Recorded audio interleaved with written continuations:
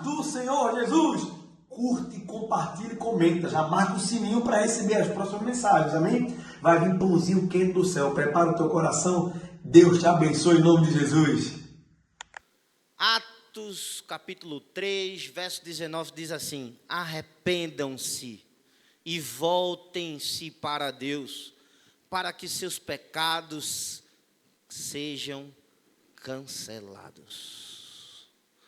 Poderoso. Arrependam-se e voltem-se para Deus, para que seus pecados sejam cancelados. Eu quero explicar um pouco do contexto antes, até que chegue ao versículo 19. É um texto muito importante. É um relato que foi escrito sobre as primeiras ações dos apóstolos depois que Jesus ascendeu-se aos céus. Estava Pedrão e João indo orar lá no templo, como de costume. Isso era uma prática do judeu. E chegando lá, antes de chegar lá, eles foram pela porta conhecida ou chamada de Formosa. E lá havia, naquele local, um coxo. Diga assim, coxo. Ele tinha um problema em suas pernas.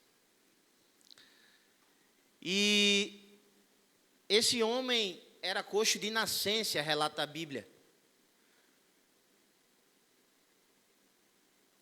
E ele pedia esmola ali diariamente na frente daquela porta formosa. E agora eu queria que você imaginasse comigo essa cena. Porque a Bíblia ela é bem específica e ela é bem detalhada. Mas eu queria que você imaginasse comigo isso. Um coxo sentado na beira da porta da entrada da igreja, do templo.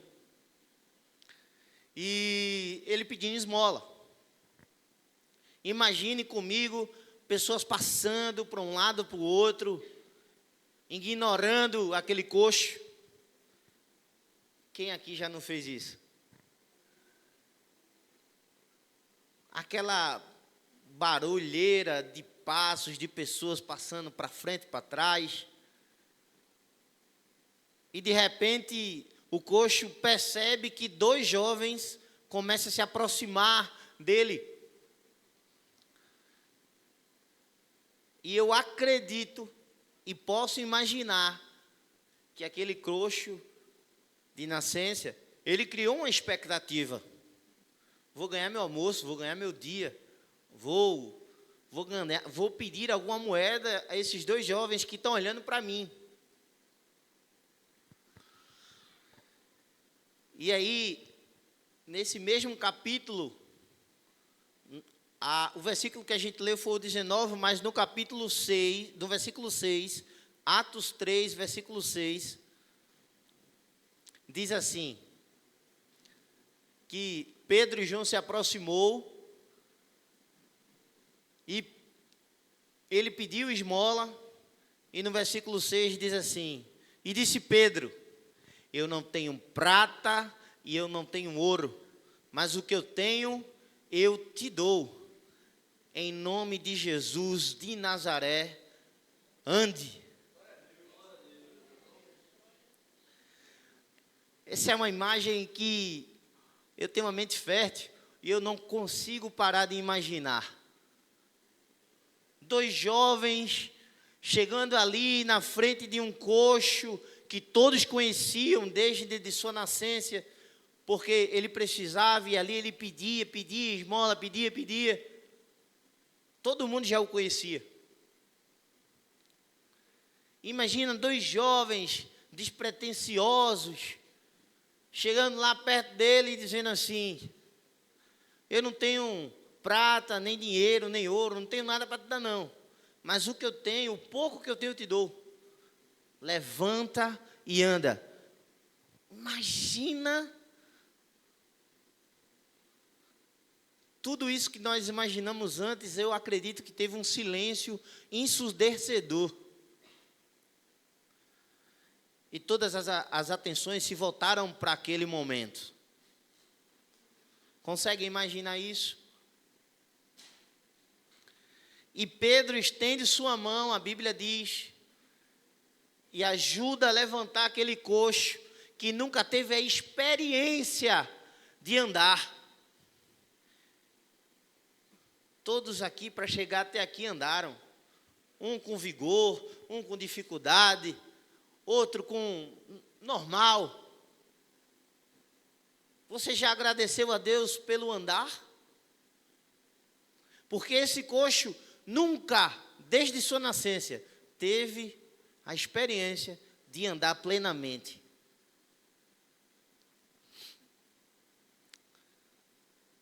Em Atos, em capítulo 3, a partir do verso 8, diz assim: e de salto, põe-se de pé e começou a andar. Depois entrou eles no pátio do templo, andando e saltando, louvando a Deus. Quando todo o povo viu ele andando e louvando a Deus, reconheceu que ele era aquele mesmo homem que costumava a mendigar, sentado à porta do templo chamado Formosa. Todos ficaram perplexos e muitos admirados com o que lhe tinha acontecido. Apegando-se o mendigo a Pedro e João, todo o povo ficou maravilhado e correu até ele, ao lugar chamado Pórtico de Salomão. Feito eu disse, o barulho foi grande, a confusão foi grande, o frenesi foi extraordinário, porque aquilo ali foi uma maravilha que aconteceu, todos o conheciam. E esse pequeno contexto que eu expliquei foi só uma pequena introdução para que você entenda o resultado final. Acredite, esse texto e esse contexto não é o foco que nós vamos entender hoje. Porém, isso já nos dá uma alegria no nosso coração em saber que o mesmo Deus de ontem, que ressuscitou mortos, que levantou ao terceiro dia, que fez que seu filho fosse para a glória e tivesse redenção, o mesmo Deus que curou cegos, levantou coxos, é o mesmo Deus que está hoje aqui. Isso já era o suficiente, isso já era um motivo suficiente para a gente glorificar a Ele.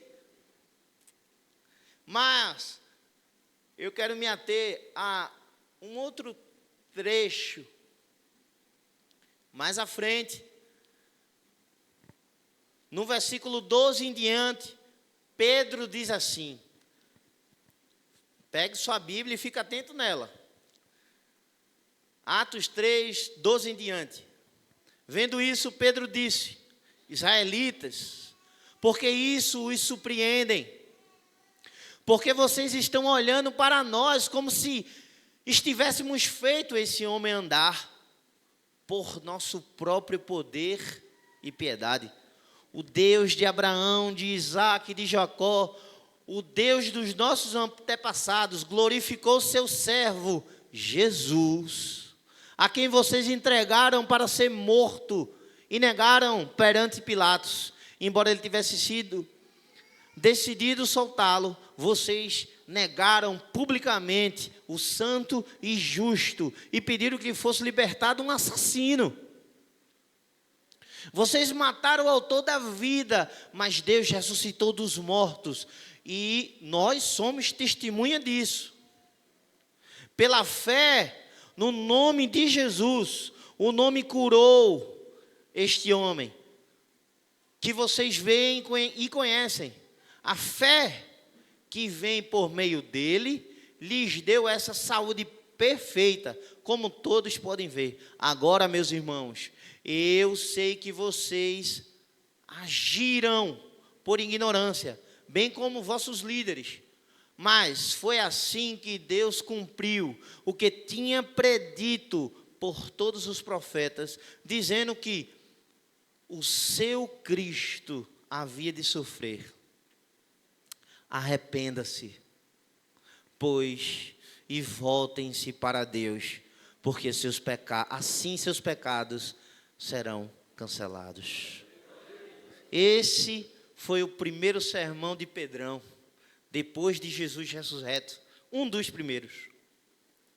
E é sobre isso que eu quero falar hoje, mas eu não podia deixar de ressaltar essa passagem tão linda, de uma cura de um coxo de nascença.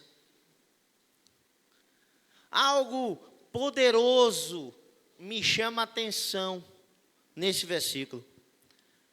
Eu não sei se é possível deixar Atos 3:19 aqui na tela. Mas arrependa-se e volte-se para Deus, para que seus pecados sejam cancelados. Se nós pegarmos e trocarmos e invertermos a frase, e a gente pudesse parafrasear o contrário, e ficaria assim: para que seus pecados sejam cancelados, arrependa-se e volte-se para Deus.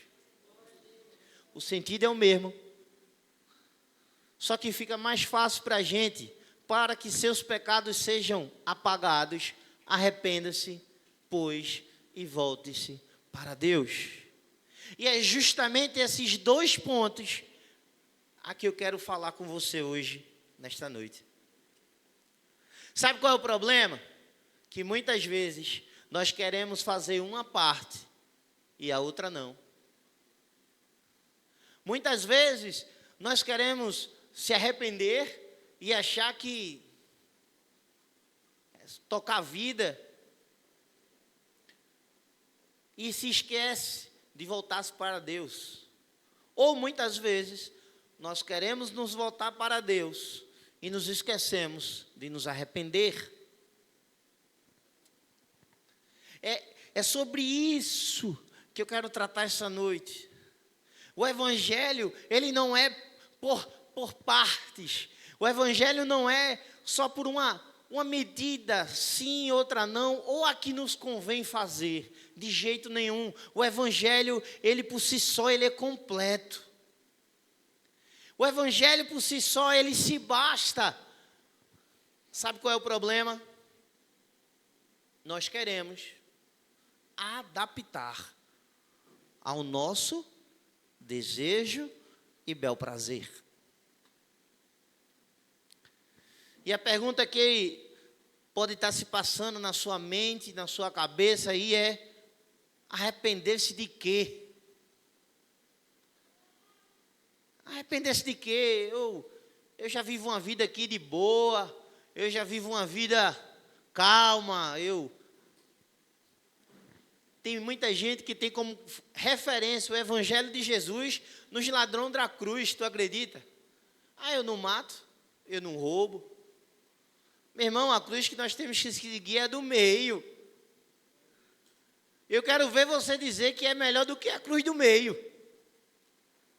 É ela nosso ponto de referência. É ela a nossa métrica.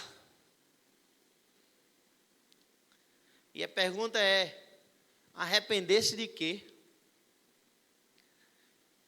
Parece muito simples, ou até óbvio, ou pior, até comum.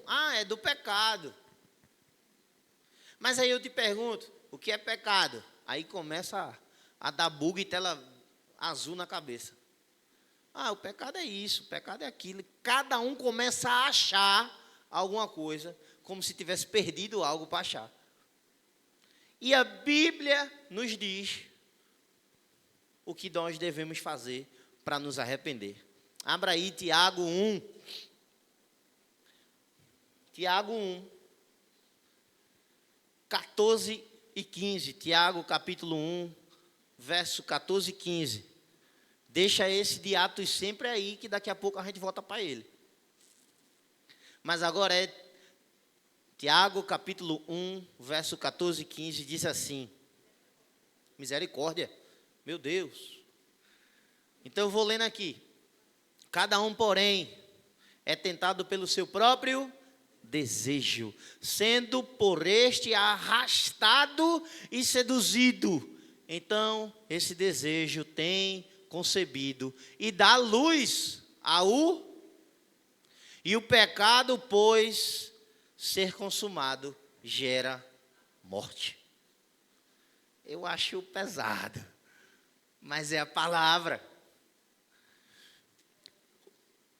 Sabe o que é que te arrasta a pecar desenfreadamente? Ou como Paulo fala, concupiscência. É o desejo, diga assim, desejo. Desejo desenfreado em pecar. E o que é pecado? É errar o alvo. Teu alvo é Jesus, mas você erra o alvo e acerta no ladrão do lado, que o ladrão do lado é um ladrão. Ah, sou ladrão não. Tá certo. Olhe para si e veja o que é que tem aí. Outra definição boa e rápida de pecado é desobediência. Muitas vezes também é cometer delitos. Porque pecar é você fazer aquilo que desagrada a Deus.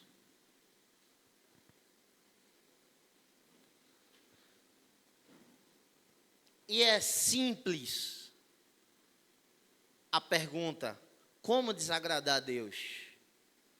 É só não fazer a vontade dele. E eu faço a pergunta a você, e agora reflita aí você. Suas ações, seus atos, glorificam a Deus? No teu dia a dia? Porque a primeira coisa que nós temos que fazer é reconhecer que somos pecadores. Romanos capítulo 3, não precisa abrir não. Romanos capítulo 3, versículo 23 diz assim: pois todos pecaram e estão destituídos da glória de Deus. A primeira coisa, meus irmãos, que nós temos que fazer é entender o que é pecado e entender que nós somos pecadores. O Evangelho não massageia nosso ego e nos transforma num fofinho de Jesus. Ah, como ele é fofinho. Não! O Evangelho mostra que nós somos pecadores. A Bíblia fala que nós somos inimigos de Deus.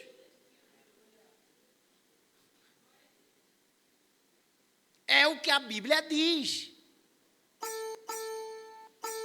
Amém, amém e amém. É o que a Bíblia diz, meus irmãos. Nós temos que reconhecer o nosso erro. Em 1 de João, capítulo 1, versículo 8, diz assim: se afirmamos que estamos sem pecados, enganamos a nós mesmos, e a verdade não está em nós. Porque ainda tem gente que acha, ou se baliza, mais uma vez, pelos ladrões do lado, e se coloca numa média, e pense numa média, presbítero Anderson, uma média de 0,01. Ó, que média. Pense numa média. Ah, eu não faço isso. Ah, eu sou bonzinho. Meu irmão, você é carente do perdão de Deus. Todo dia você tem que pedir perdão a Deus. Todo dia você tem que se arrepender. Porque senão você está longe de Deus. É isso que o Evangelho diz. Agora, diga assim, glória a Deus, bem alto. Tem solução. Porque se dependêssemos de nós, das nossas forças, ou de nossas atitudes, ou de a nossa benevolência. Ah, eu sou muito bom. se tu fosse depender de ti mesmo, quando fechasse o olho e abrisse novamente, você teria uma surpresa.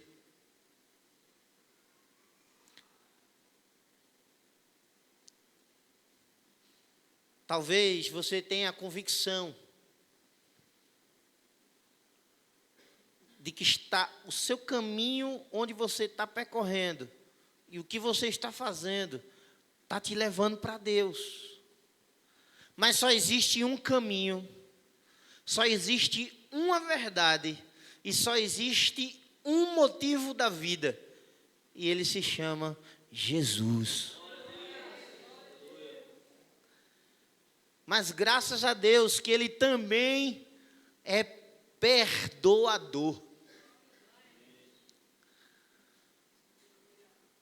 E uma coisa que você tem que entender hoje é que existe 2 pontos a serem refletidos no perdão.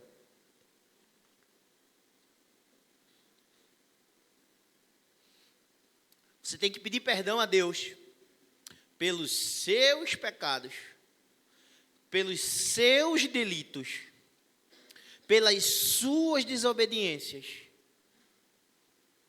pelos seus atos, porque nós pecamos por pensamento, por omissão, por ação. Todo jeito a gente peca. Até se você dizer assim, eu vou dormir, até dar uma dor, levantar e você está pecando porque você está com preguiça.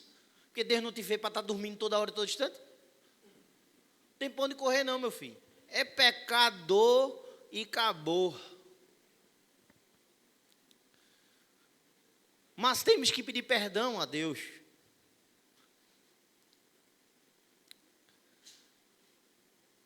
Em Mateus capítulo 6, versos 14 e 15, Jesus, o próprio Jesus disse assim: pois se perdoarem as ofensas uns dos outros, o Pai Celestial lhes perdoará.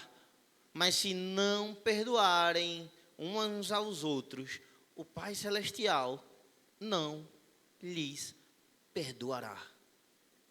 Porque o perdão, você tem que ter a consciência do pecado, pedir perdão a Deus e receber o perdão de Deus.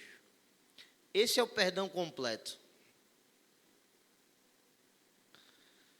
1 de João 1,9 diz assim: se confessarmos nossos pecados, Ele é fiel e justo para perdoar nossos pecados e nos purificar de toda injustiça.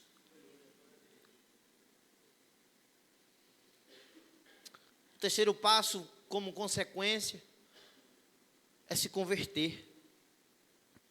Portanto, se alguém está em Cristo, nova criatura é. As coisas antigas já passaram e eis que surgiram coisas novas.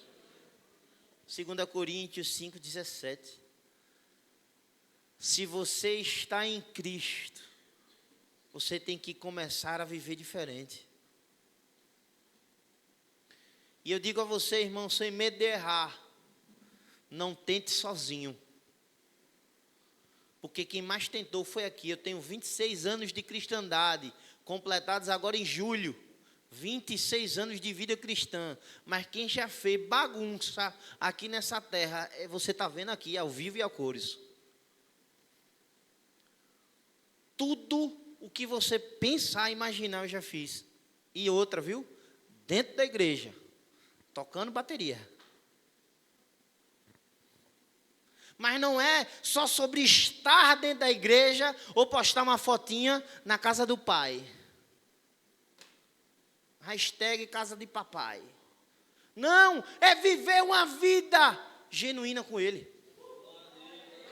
É estar disposto a abrir mão de quem você é para viver uma vida plena com Ele. É abrir mão e reconhecer que sem Ele nada de bom podes fazer. Eu amo esse capítulo de João 15. Eu amo, porque muitas vezes nós achamos que nós temos o compromisso e o dever e a luta de vencer o pecado. Mas deixa eu te dar uma boa notícia. Ele já venceu o pecado, porque Ele é o Cordeiro que tira o pecado do mundo. Se nós estivermos nele e Ele estiver em nós, nós venceremos. É sobre isso. É sobre estar em Jesus, é sobre viver em Jesus, é sobre se voltar para Jesus. E esse é o segundo ponto. Eu vou recapitular para você entender bem e ficar fixado na sua mente. Como se arrepender, ou se arrepender de quê? Reconhecer que você é pecador, pedir perdão a Deus e se converter. E o segundo ponto é voltar-se para Deus. E mais uma vez eu quero lhe dizer, não tem como fazer uma coisa e não fazer a outra. O evangelho é completo, tem que ser feitas as duas etapas, senão nossos pecados não serão apagados. E quem quer aqui ser remido e lavado pelo sangue de Jesus? Como voltar-se para Deus? Como? Obedecendo. Jesus abriu a boca, meu irmão, em João 14, 15, e disse assim: se vocês me amam, obedecerão às minhas ordens. Se vocês me amam, vocês obedecerão minhas ordens. E sabe qual foi a ordem de Jesus? Por favor, abre aqui, Mateus 22, 36 a 39. Por favor, 22. Mateus 22, 36 a 39.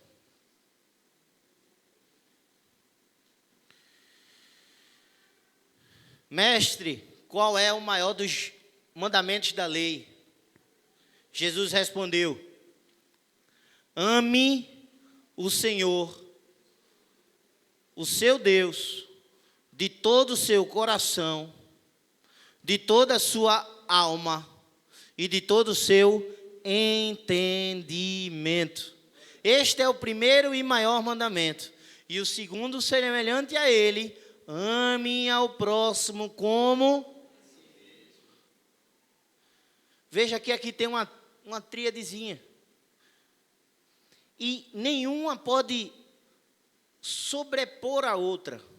Eu tenho que amar a Deus, mas eu tenho que amar a mim, como eu tenho que amar o próximo. Eu não posso amar meu próximo mais do que a Deus. Eu não posso mais amar a mim do que a Deus. Eu não posso mais amar a Deus e esquecer do meu próximo. Eu não posso mais amar a Deus e esquecer de mim. Tem que ser um equilíbrio. A vida do cristão tem que ser equilibrada. Porque o nosso Deus é equilibrado. O nosso Deus é pleno. E é isso que Ele quer que nós vivamos. Plenitude, Beto. Nele. Porque sozinho dá errado. Nada de bom podeis fazer.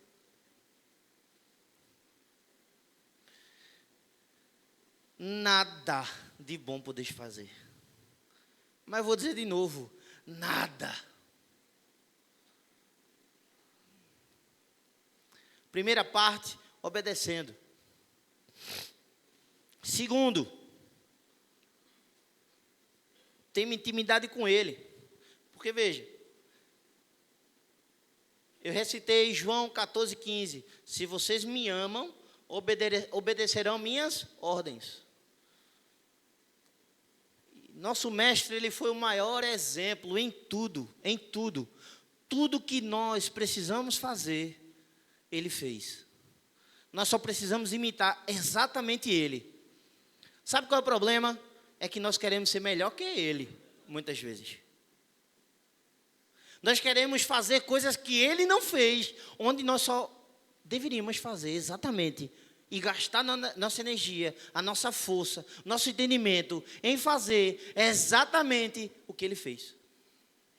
Afinal de contas, isso é ser cristão, imitador. E uma coisa que Jesus fazia e muito, era orar. Diga assim, orar. Orar, eu costumo dizer que é quando eu falo com Ele. E incrível, até isso ele nos ensinou. Em Mateus 6 está lá. Um script. Não é para ser repetitivo. É só um jeito e uma forma de você conduzir. Ah, gordinho, eu não sei orar. Ah, eu não sei. Sabe não? Leia Mateus 6. E você vai aprender a como você orar. E não de uma forma mecânica.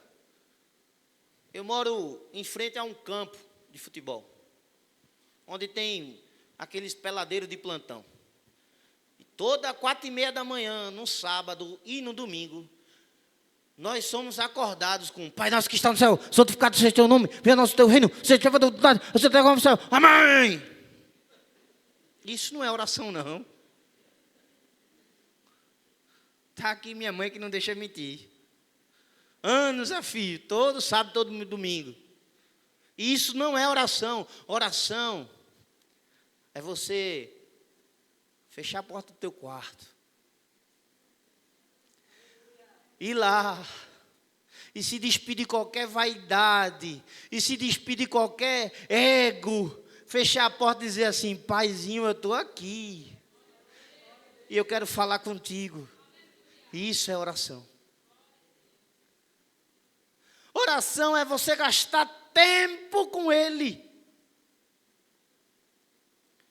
Oração é você abrir mão de você, de seu tempo, e falar com Ele. Eu sou representante comercial. Nossa vida começa cedo. Gerente, supervisor. Opa, patrão, um dia você vai ver.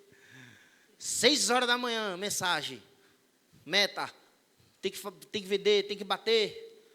E o dia todinho correndo, cadê? Venda. 7 horas da noite, 7:30 da noite, venda. E se nós não dermos prioridade a Deus, sabe quando a gente fala com Ele? Ou você deliberadamente, ou você de prazer, entra no seu quarto, fecha a porta e chama a presença dele e ele te vê. É isso que a Bíblia diz. Ele te vê. Porque ele não somente ouve tuas orações, ele vê a intenção do teu coração. Segundo ponto, importante na obediência, é ler a palavra. E eu costumo dizer que quando lemos a palavra, é Ele falando comigo agora.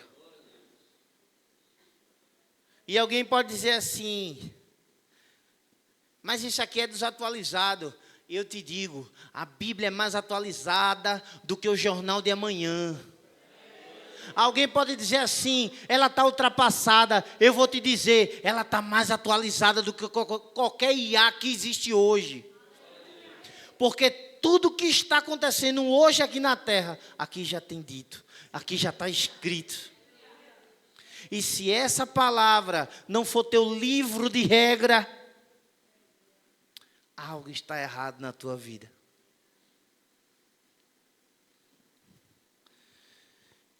Amo o conselho de Paulo a Timóteo. Quando ele diz assim: toda a escritura é inspirada por Deus e útil para ensino, para repreensão, para correção e para instrução da justiça, para que o homem de Deus seja apto e pleno, preparado para toda boa obra. É extraordinário. Nós temos que meditar, meus irmãos, de dia e de noite nessa palavra, colocar ela na nossa vida, na nossa rotina, colocar ela, se possível, tatuar ela na nossa mente, para que nós não desviemos dela, para que nós possamos viver uma vida plena com Deus. É só através da palavra que nós conseguiremos estar perto de Deus. E por último, jejum. Essas 3 partes é conhecida como as disciplinas espirituais. Você tem que praticar ela. E eu costumo dizer que o jejum, na tua intimidade com Deus, é quando Ele amplifica. Se eu falar assim, você vai escutar um pouco. Se eu falar normal, talvez você lá atrás não esteja me escutando. Mas se eu falar aqui, todos me escutarão, porque minha voz está amplificada. Assim é o jejum na vida do crente, amplificador. É você ouvir melhor a Deus e Ele ouvir a sua voz. É algo que o nosso Abba deixou para nós, para termos intimidade com Ele. Visto que a gente aprendeu que temos que nos arrepender e também voltar-se para Deus, porque sem isso, nossos pecados não serão cancelados. Eu quero que nós terminemos esta palavra, abrindo em Romanos capítulo 5.